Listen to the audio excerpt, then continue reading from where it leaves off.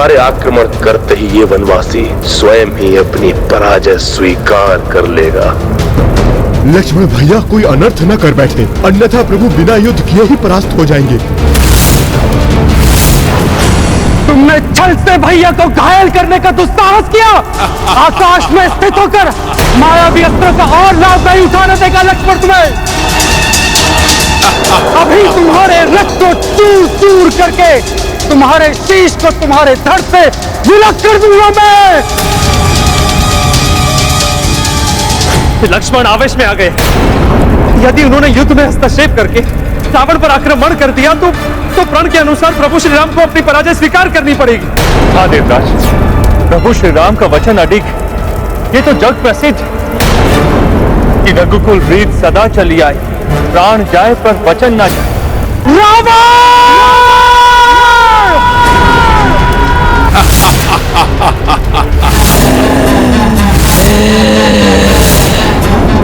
भ्रातृ प्रेम के कारण लक्ष्मण ने मेरा प्रण बुला दिया है क्या? कहीं ये आवेश अनर्थ का कारण न बन जाए।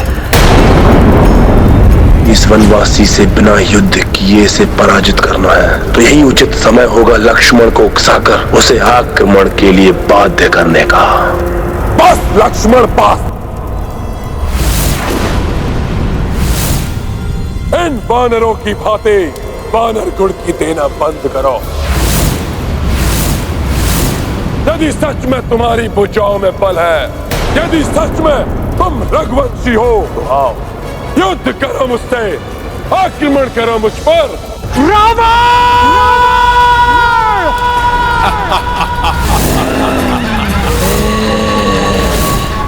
तुम चिल्लाने के अतिरिक्त और कुछ भी नहीं कर सकते। यदि तुम्हारी धमनियों में रघुवंशियों का रक्त प्रवाहित है तो आओ, दिखाओ लंकेश रावण को अपना बल। अन्यथा पूछ दुबकाए चुपचाप खड़े इन वानरों की भांति मूक दर्शक बने रहो।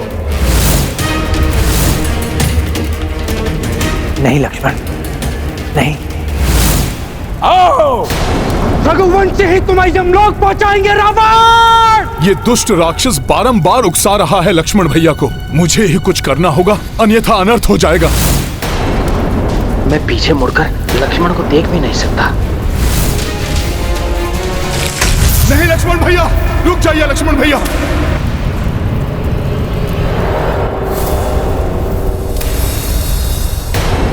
मेरे भैया राम पर प्रहार किया तुमने और ऊपर से रघुवंशी रक्त को चुनौती दे रहे हो। इसी क्षण तुम्हारा अंत करेगा ये लक्ष्मण। क्रोधावेश के कारण इनको रावण के अतिरिक्त और कोई दिखाई नहीं दे रहा है। अपने क्रोध पर नियंत्रण रखिए लक्ष्मण भैया। क्या हुआ वनवासी? यदि तुम्हारे रक्त का उबाल ठंडा ना हुआ हो तो आओ, दिखाओ अपना सामर्थ्य। नहीं तो जाओ और छुप जाओ गीदड़ों की भांति जाकर अपने किसी बिल में।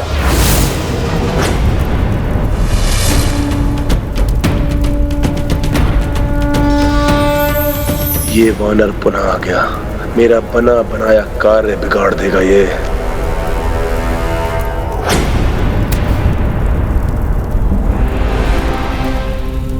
ऐसा अनर्थ मत कीजिए लक्ष्मण भैया। प्रभु श्री राम की सौगंध स्मरण कीजिए आप। यदि आपने युद्ध में तनिक सा भी हस्तक्षेप किया तो प्रभु श्री राम को बिना लड़े ही पराजय स्वीकार करनी पड़ेगी। लक्ष्मण भैया, भैया मान जाइए। लक्ष्मण भैया, क्या आप चाहेंगे कि आपके कारण प्रभु का शीश झुक जाए, वो भी ऐसे अधर्म राक्षस के समेत?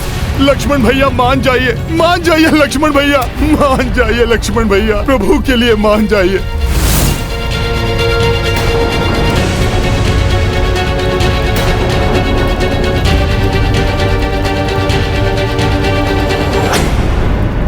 कि यदि इस युद्ध में मेरे पांव तनिक भी पीछे हटे या मेरी सेना में से किसी ने शस्त्र भी उठाया तो ये रघुवंशी राम उसी क्षण अपने अपनी पराजय स्वीकार करने का। ये क्या करने जा रहा था मैं?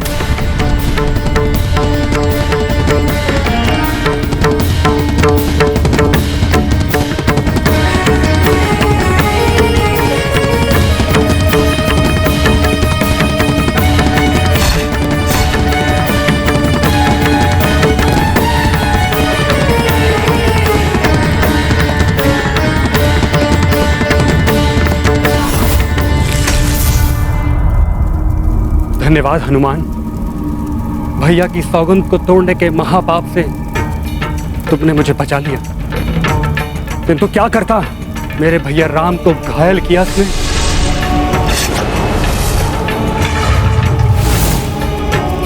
और मैं कुछ भी नहीं कर पा रहा हूं। कैसी सौगंध में बांध दिया भैया ने मुझे। रघुवंशियों की सौगंध ही रघुवंशियों के विनाश का कारण बनती रही है, और अब सौगंध ही पुनः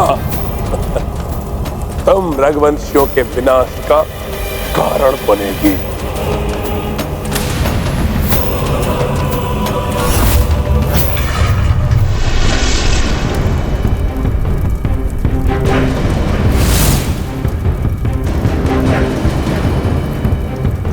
अभी तो मात्र आहत किया था इस वनवासी को, अब इसके अंग भंग करूंगा। मेरी ऊंचाई मेरे प्रहारों को और अत्यधिक शक्तिशाली बना देगी।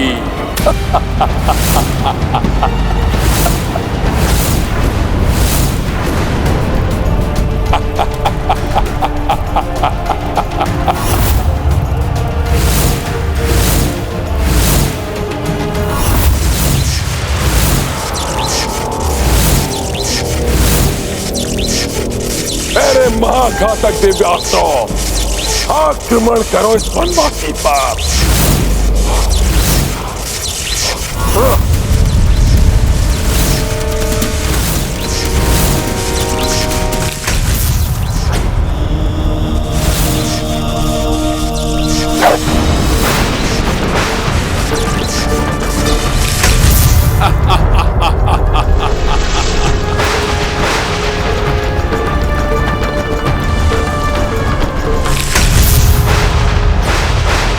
था ना, इस ऊंचाई से किए गए सभी प्रहारों को रोकना असंभव है।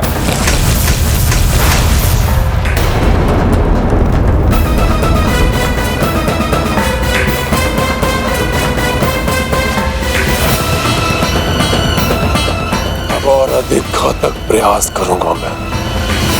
ये दुष्ट तो अपनी ऊंचाई का लाभ उठाकर प्रभु पर महाघातक प्रहार किए जा रहा है। अब मैं और नहीं रोक सकता स्वयं को, विवश हो गया हूं मैं।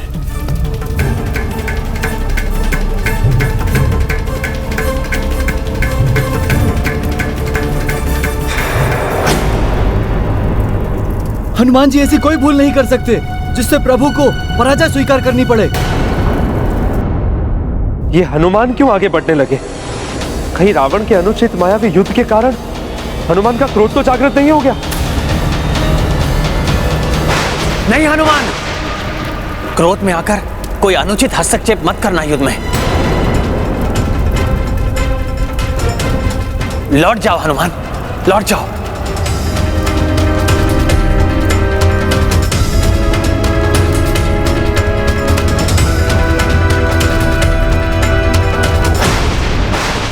प्रभु, आपने युद्ध में हस्तक्षेप करने के लिए हम सबको मना किया है। मैं युद्ध नहीं करूंगा, किंतु मैं आपका रथ तो बन ही सकता हूं ना प्रभु। प्रभु, मेरी इतनी विनती आपको स्वीकार करनी ही होगी।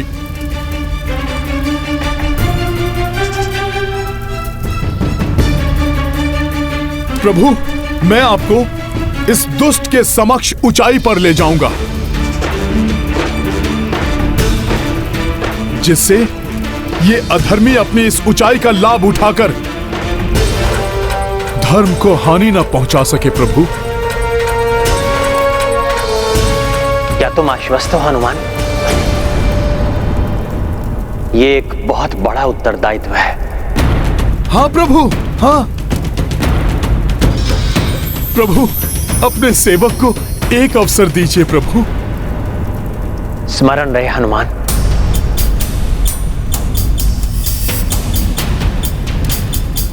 कैसी भी स्थिति उत्पन्न हो जाए, किंतु तुम एक डग भी पीछे नहीं हट सकते। अवश्य प्रभु।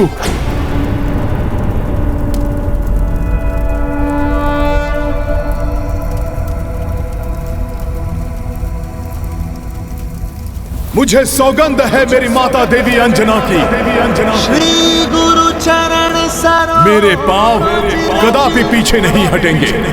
मन मुखर सुधारी बरनौ रघुबर आपकी आज्ञा के बिना हिलेंगे तक नहीं मेरे पांव प्रभु। अच्छा, अहंकारी मुझे कहते हो वानर, परंतु अहंकार तो तुम दर्शा रहे हो। अहंकार नहीं है ये रावण। एक सेवक की सेवा है अपने स्वामी के लिए। निष्ठा है ये एक भक्त की अपने आराध्य के लिए।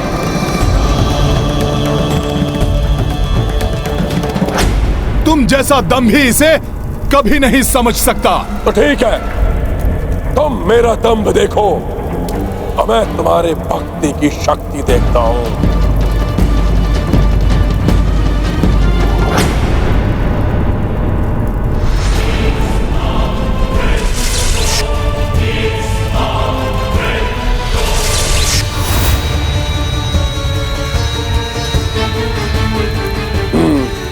अभी देखता हूं इस सेवक को।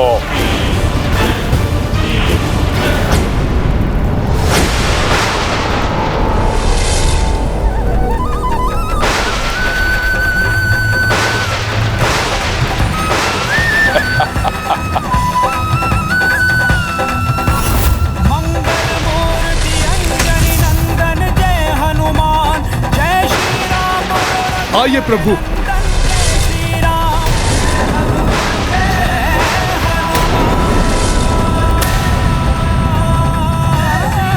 चलो हनुमान।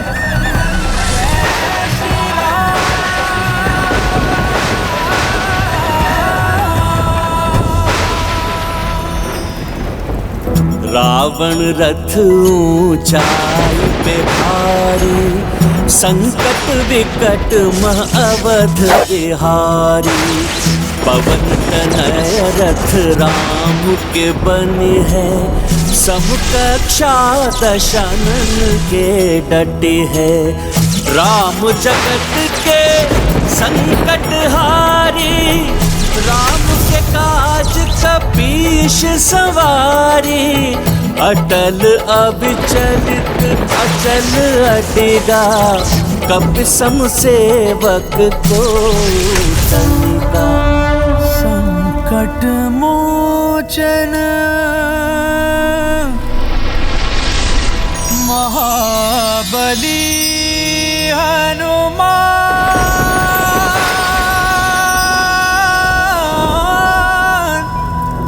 महाबली हनुमान।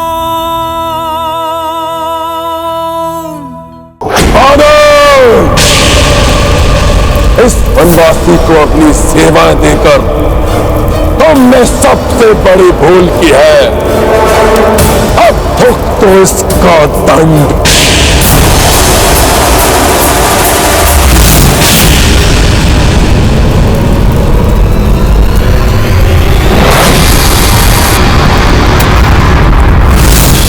हनुमान का कोई अहित नहीं कर पाएगा तुम्हारा ये अस्त्र, अधर्मी रावण।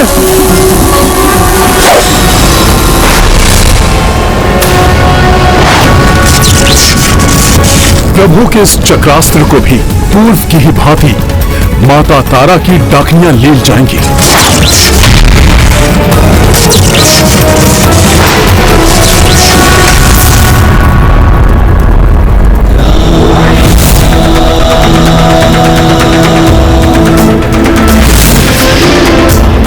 रावण के अस्त्र को काट दिया प्रभु के अस्त्र ने।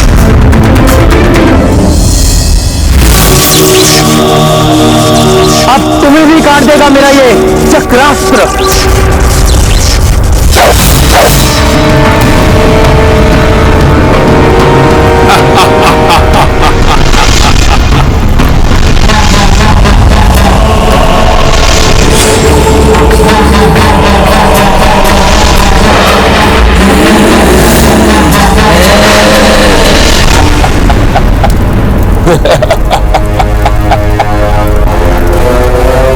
मुझे क्षति पहुंचाने के तुम्हारे सारे प्रयास विफल हो जाएंगे वनवासी।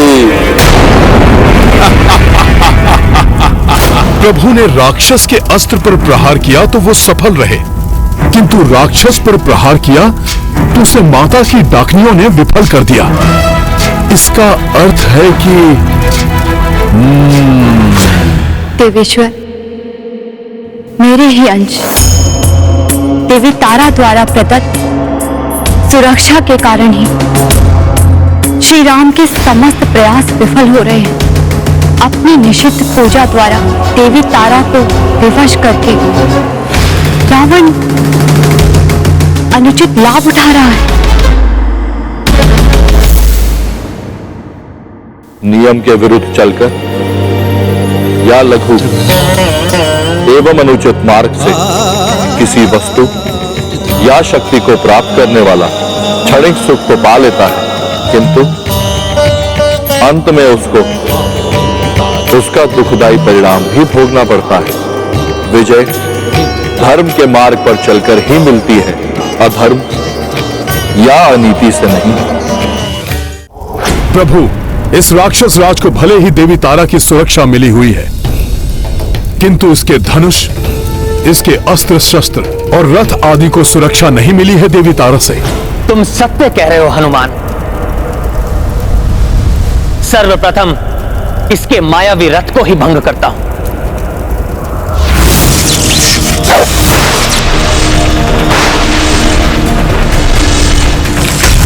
वनवासी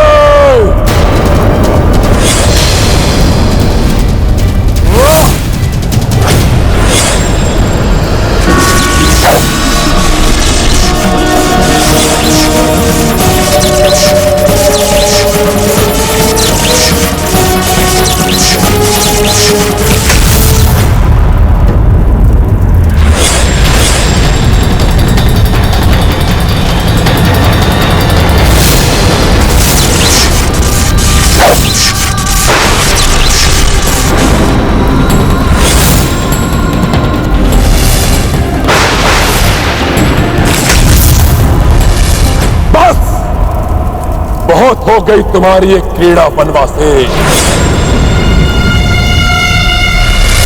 महादेव प्रदत्त धनुष प्रकट हो।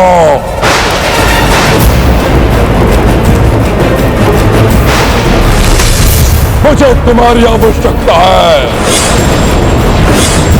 प्रकट हो।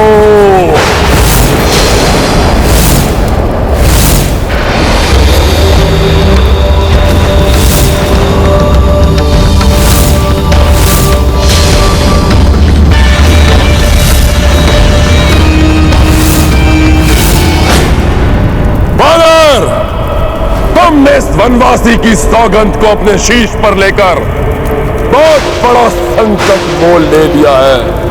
अब पीछे न हटने का प्रण तुम्हारा है।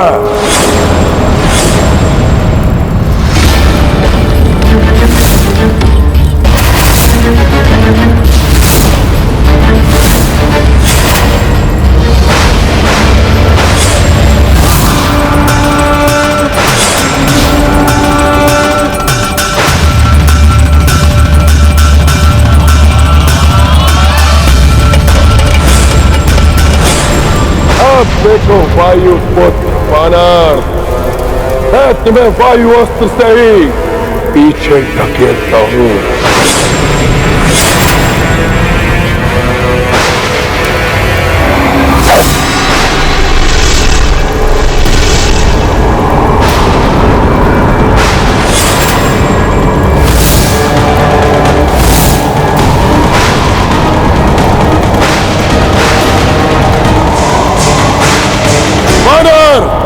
तो या तुम्हें पीछे हटना पड़ेगा।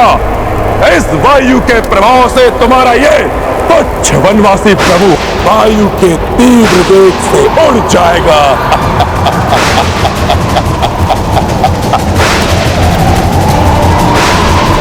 वायुवास्त्र से उत्पन्न तीव्र वायु तो हम सबको ही उड़ा देगी।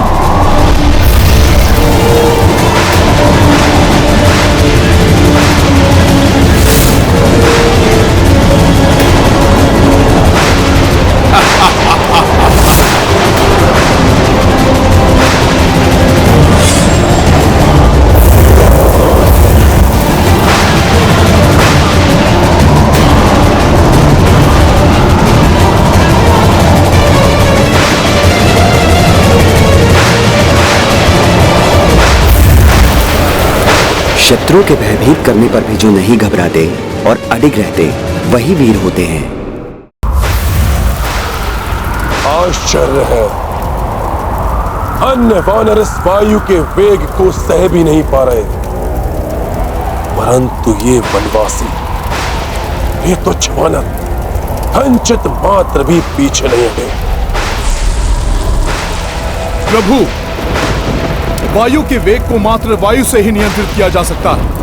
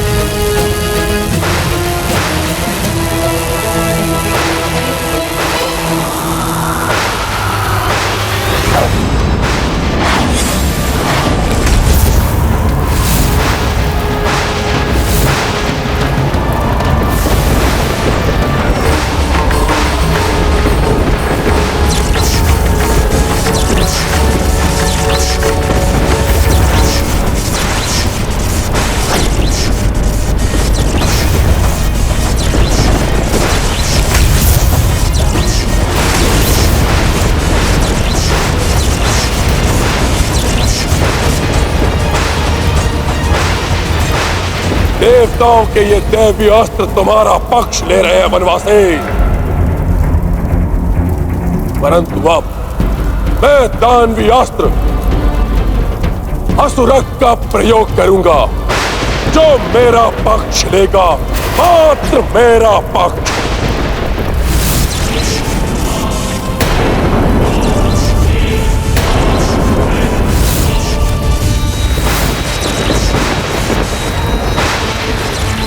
मैं असुरक शुक्राचार्य का दानवीय अस्त्र संपूर्ण सेना को अपना भोजन बनाने के लिए प्रस्तुत हूँ। इससे ना तुम बच पाओगे वनवासी, और ना तुम्हारे हितैषी वानर।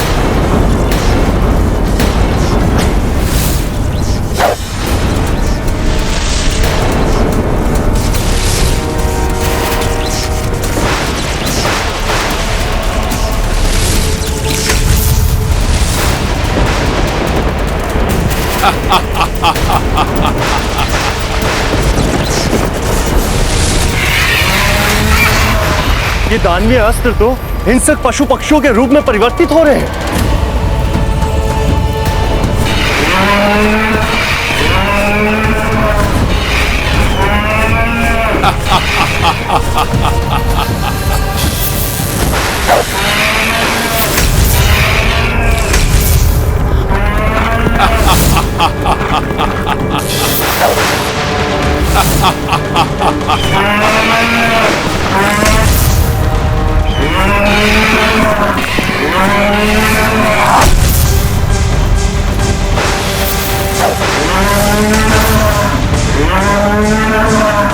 सावधान हो जाओ, ये हिंसक पशु पक्षी हमारी ओर बढ़ रहे हैं। हम भले ही युद्ध न करें, किंतु अपने जीवन की रक्षा के लिए इन हिंसक जीवों का अंत तो कर ही सकते हैं।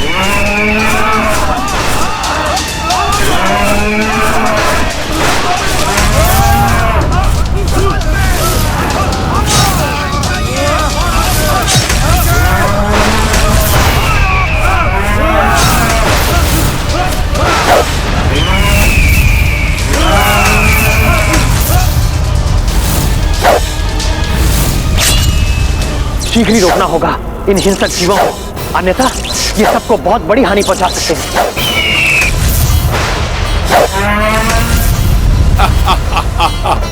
किंतु इस दानवी अस्त्र की काट के लिए किस अस्त्र का आह्वान करूं? असुरत की काट के बारे में सोच रहे हो ना वनवासी? ये दानवी अस्त्र है, तुम्हारे पास इसकी कोई काट नहीं, क्योंकि तुम्हारे पास तो कोई भी दानवी अस्त्र नहीं है।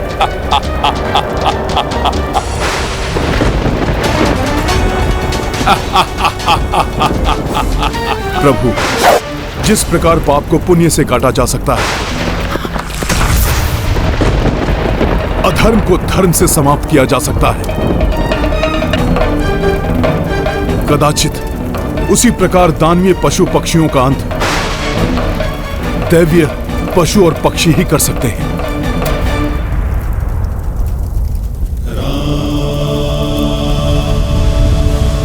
हे समस्त देव एवं देवियों, इस धर्म युद्ध के लिए मुझ रघुवंशी राम को आपके वाहनों की शक्तियों की आवश्यकता है। कृपा करके दिव्यास्त्र के रूप में अपनी शक्ति प्रदान करें।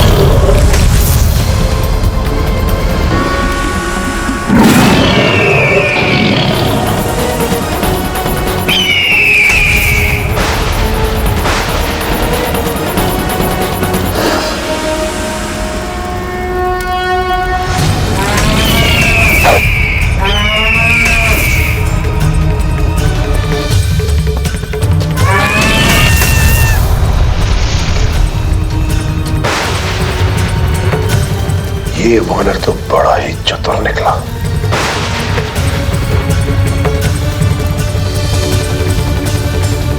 इस वानर के कारण मेरे सारे दानवीय अस्त्र असफल हो गए।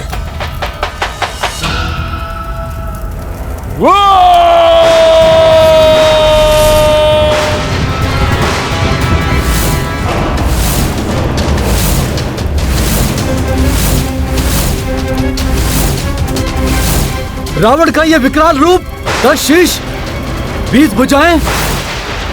बहुत हो गई क्रीड़ा वनवासी, अब महान रावण की महान लीला देखो।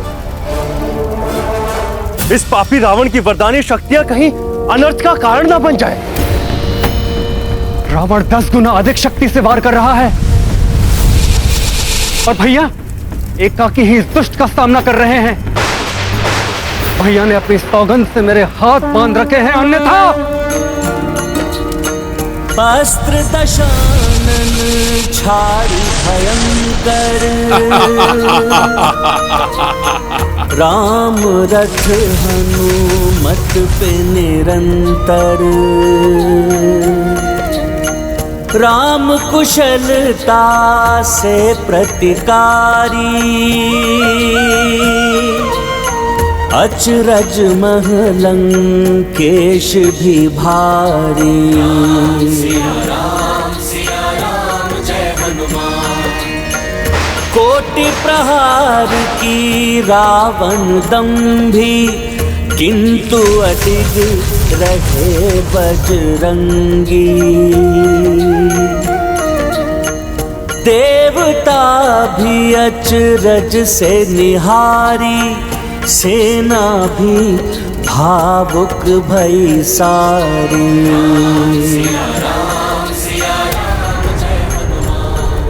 मेरा ये महाप्रहर भी इस नर और वानर को तनिक भी नहीं टिका सका। इन्हें पीछे हटाने के स्थान पर इनका अंत ही करना उचित होगा।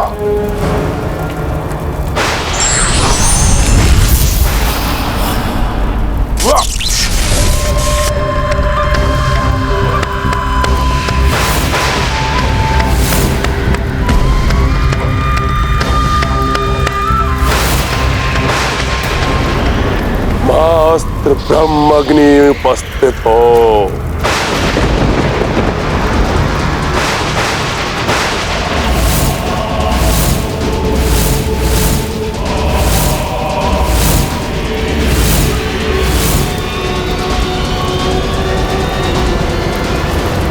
मैं ब्रह्माग्नि, देव, दानव, मानव हो या कोई भी जीवधारी, मेरे प्रहार से कोई नहीं बच सकता।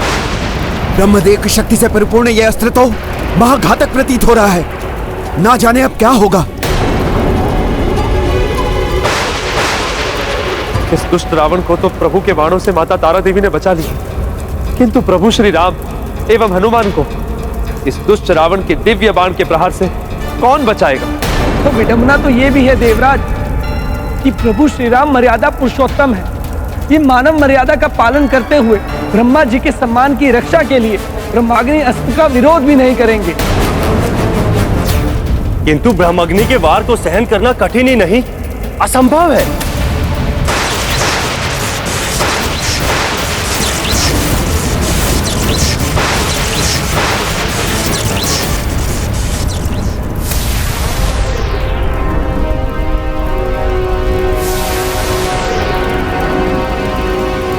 सूर्यास्त हो गया है।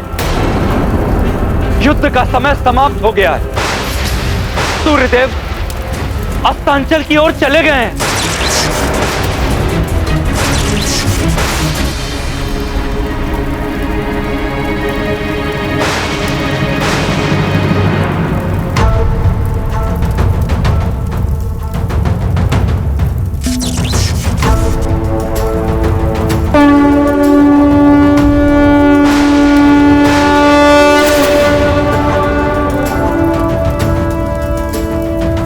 शंख बजा देने से यह युद्ध समाप्त नहीं हो जाता, मूर्ख वानर।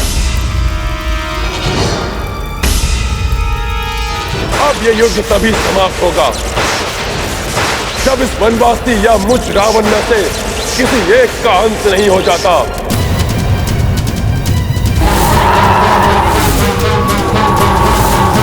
और तुम ये अच्छी तरह से जानते हो, मेरी मृत्यु असंभव है।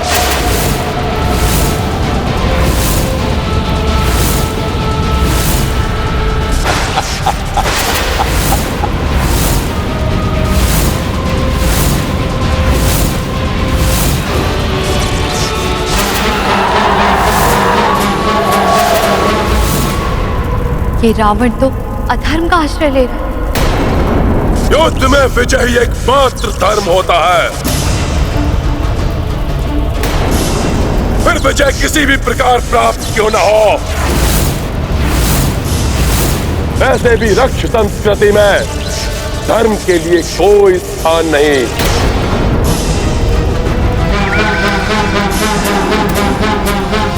राजे सूर्यास्त भी मुझे इस ब्रह्माग्नि अस्त्र को चलाने से नहीं रोक सकता।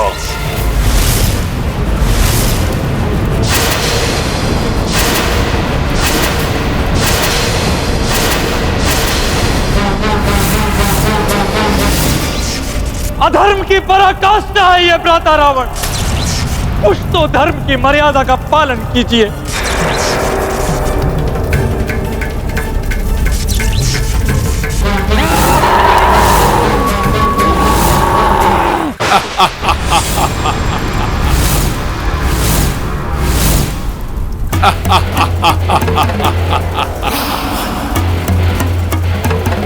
और सर्वशक्तिमान की इच्छा ही उसका धर्म होता है। जो इस महान रावण को भाया, वही महान रावण ने निभाया।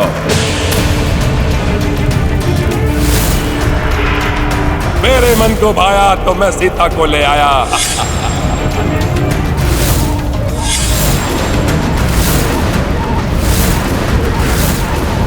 मेरे मन को भाया, मैंने कैलाश को हिलाया।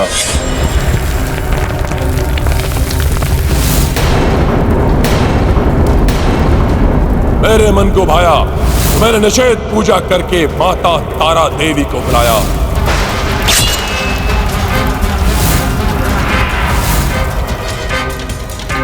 मेरे मन को भा रहा है, इसी क्षण इन नरों वानरों को मिटा दूं,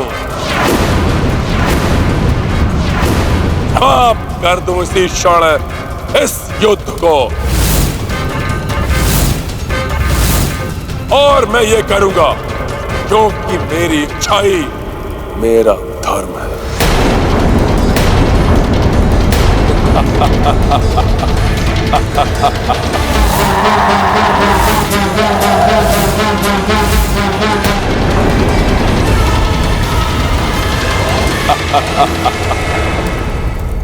अहंकार के अंधकार में ये अपना विवेक भी खो चुका है, भूल चुका है माता तारा देवी को दिया हुआ वचन। मेरी सुरक्षा तुम्हें तभी तक प्राप्त होगी जब तक युद्ध में तुम नीति नियम का पालन करोगे, और यदि तुमने युद्ध का एक भी नियम भंग किया तो उसका भयंकर परिणाम होगा। छल्ली हो जाओगे तुम और जल की एक बूंद के लिए भी तरसोगे। इतना अभिमान अनुचित है। वनवासी, अब तुम्हारा अंतिम समय आ गया है। वनवासी, अब तुम्हारा अंतिम समय आ गया है।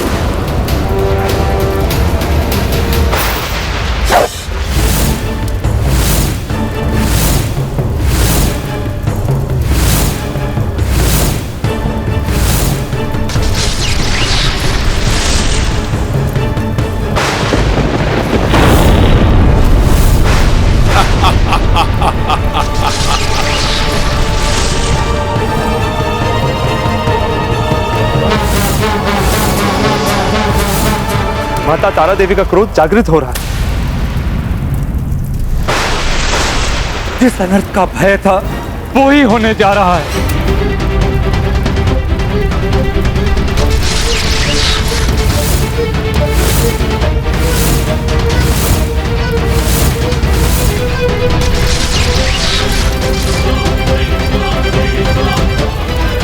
अब कोई नहीं बचा पाएगा तुम्हें वनवासी। अब तुम्हारा अंत निश्चित है।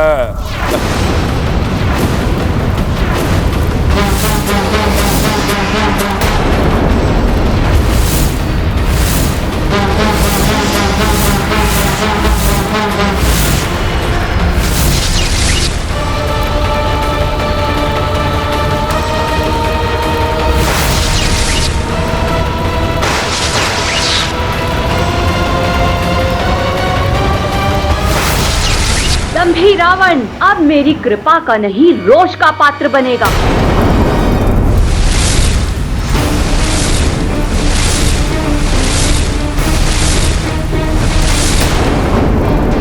मेरी सुरक्षा अब रावण को नहीं प्राप्त हो सकती।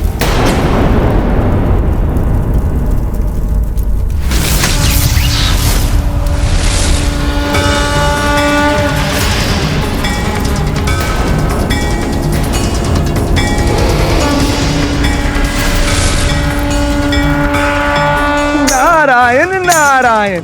आपको शत शत नमन माता। इस अद्भुत अलौकिक प्रकाश ने दुष्ट रावण के अस्त्रों को रोक दिया। प्रभु श्री राम की माता तारा की, देवी तारा की। ये अनुचित है माता। अनुचित कृत्य तो तुमने किया है रावण।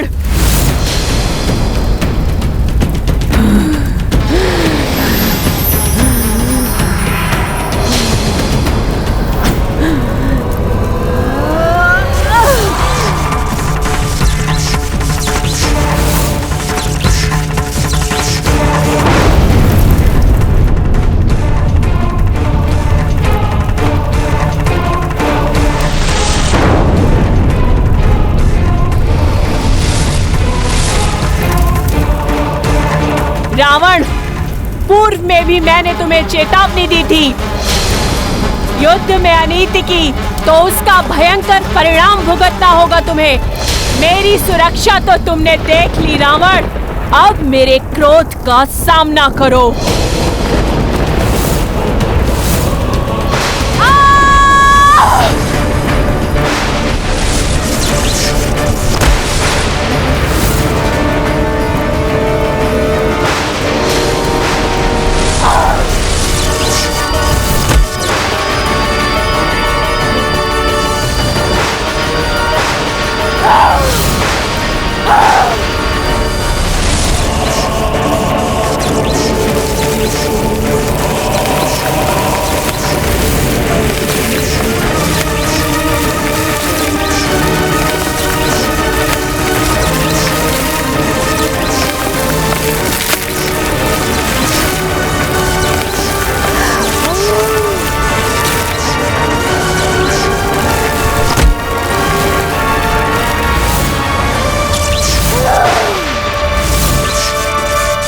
दंभी रावण ने अपनी मूर्खता से माता के वरदान को भी अभिशाप बना लिया। माता,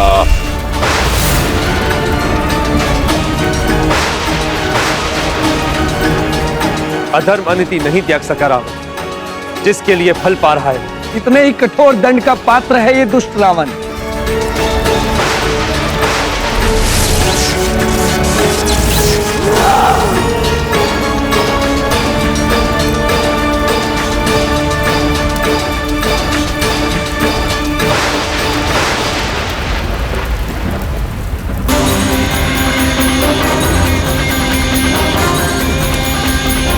रावण की ऐसी दुर्दशा अवश्य निषिद्ध पूजा का ही अनिष्ट फल है। अधर्म और अनीति का साथ भला कोई शक्ति कहां तक देती। रावण को अपनी करनी का फल तो भुगतना ही था।